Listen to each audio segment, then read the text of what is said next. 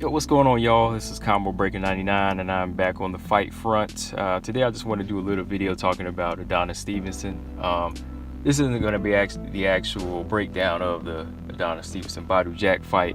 I just wanted to do a little video talking about Adonis Stevenson. Stevenson, I've always felt like he's been this mysterious champion. You never really see the guy too much.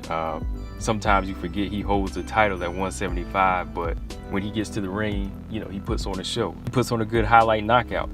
It just seems like ever since he had the belt, he's kind of been doing what he wants and, kind of wants to make his own path. And I think a lot of his choices over the past few years have put a lot of boxing fans in uproar. Even casual fans that come through the sport, they kind of start to have this strong hate for him. Me personally, I never hated a fighter in the past or the present. There's been fighters I've had strong dislikes for or no respect for, depending on how they presented themselves or represented the sport. But for someone to hate a fighter, specifically Adonis Stevenson, I think that's pretty strong, especially when he's not really doing anything negative with his life. He's being he's a fighter. Maybe he's just not making the choices you want, but at the end of the day, he's taking care of his family. And but I can understand the frustration on the moves as a champion he made since he's won the title about 5 years ago. He came on the scene with that killer knockout against Chad Dawson. Won't nobody forget that first round knockout. And it just seemed like he was going to be blazing the division with the, more and more highlights, but they've really been coming in short spurts.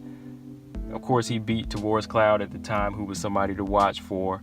A lot of people forgot he stopped Tony Bellew. He's had that war, his first fight with Andreas Farnfar, where he had to get off the canvas and, come back with the win.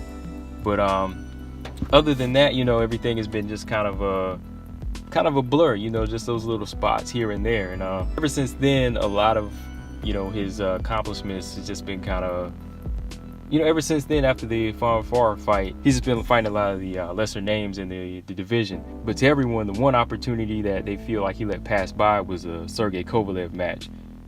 That was the one fight that was a perfect matchup.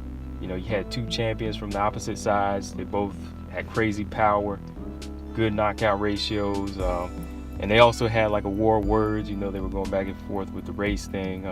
Specifically Kovalev, doing the monkey thing back then, and it was really kind of building up to a rivalry.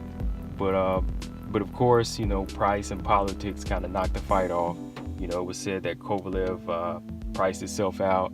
Stevenson decided to go to Showtime, but since then, Kovalev, he's gotten a few more names on his resume. Hopkins, even though he lost to Ward twice, he was kind of remembered as being more battle tested. And after that, Andre Ward, he went on to be the top guy at 175. And Adonis Stevenson, he kind of got lost in the mix, even not so much overshadowed by Kovalev then. It was crazy because he was overshadowed by Andre Ward next. Guy moving up from 168 was overshadowing him now, and everybody kind of forgot about him. And since then, Ward's retired, so he kind of missed out on trying to get a fight with Ward. So, he and Kovalev, they kind of had the common opponents at the time, but after that, the big names just kind of pushed Kovalev over the edge more so than he, a lot of people remember him for now. So now he has the opportunity against somebody like Badou Jack to put himself back in the mix as a relevant champion.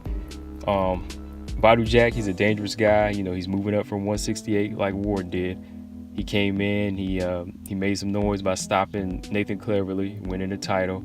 Of course, he vacated that title to call out Stevenson. But while the other side of the division, the 175 division is busy, like the Kovalevs, the Barreras, the Bibbles, Jack, he's stepping in there with Stevenson. And these two on this side trying to make one of the biggest fights they can make at 175. So now Stevenson, he has that chance to put himself back in the mix with the big names at 175.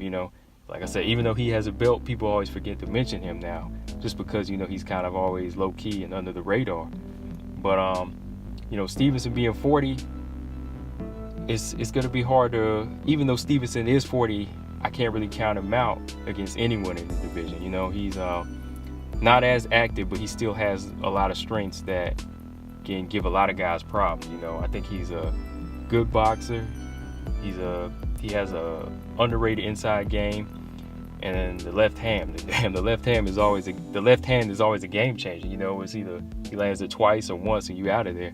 So I definitely think that he has the tools to give a guy like Badu Jack trouble, but he can't come in there relaxed against a guy like Badu Jack, especially Badu Jack. I feel like his momentum is higher right now, you know, coming in there to make noise at a division that, you know, he's new to. You know, he just can't come in there and say, hey, I beat one guy like Nathan Cleverly. I want to prove myself. So a guy like Stevenson can't come in there relaxed now. So especially because right now, I know this may sound crazy, but Adonis Stevenson, he needs Badu Jack more so right now.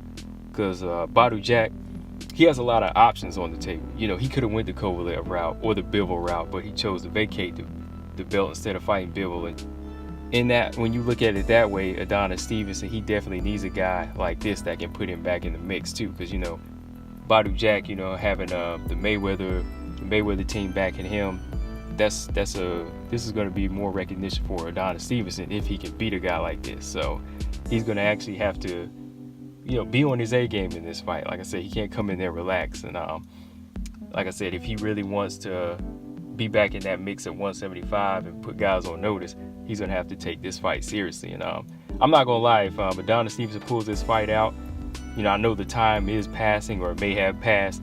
I still feel like we need to see that Adonis Stevenson Sergey Kovalev fight. I know these two, look, they've had the war words before and it's kind of died down since then, but they still need to fight, man. I mean, if these two guys are going to be in the division at the same time and they're still fighting and they both still have belts, they need to cross paths, you know, before they retire. I feel like they still have that unfinished business, you know. I mean, for a guy like Stevenson, if he wants to kind of lose that awkward aura, you know, he wants to be recognized as that lineal champion in the game after 5 years, I feel like he's going to have to really, you know, blaze through the division again. You know, he's going to have to kind of resurrect himself, if you will. You know, he's gonna have to go in there against a guy like Badu Jack and kind of bring back that fire like he did when he first hit the scene. But yeah, that's pretty much all I wanted to talk about on Adonis Stevenson. Like I said, I don't think a lot of people really get I think a lot of people kind of forget about him. I just wanted to talk a little bit about his career because it is interesting for the most part. It's just kind of sad that a lot of the big fights after the Chad Dawson fight and so on were kind of, you know, he kind of passed by those fights, you know, like the Kovalev fight, and he didn't get to unify with Ward, which would have been a big 175er fight. But let me know what you guys think in the comment section about Adonis Stevenson. Like I said, I mean, I know a lot of people hate him. I don't hate him, but let me know what you guys think about this fight coming up also. I'll be doing a breakdown of that. But yeah, man, make sure y'all just thumbs up and subscribe. Combo Breaker 99, and I'm out. Peace.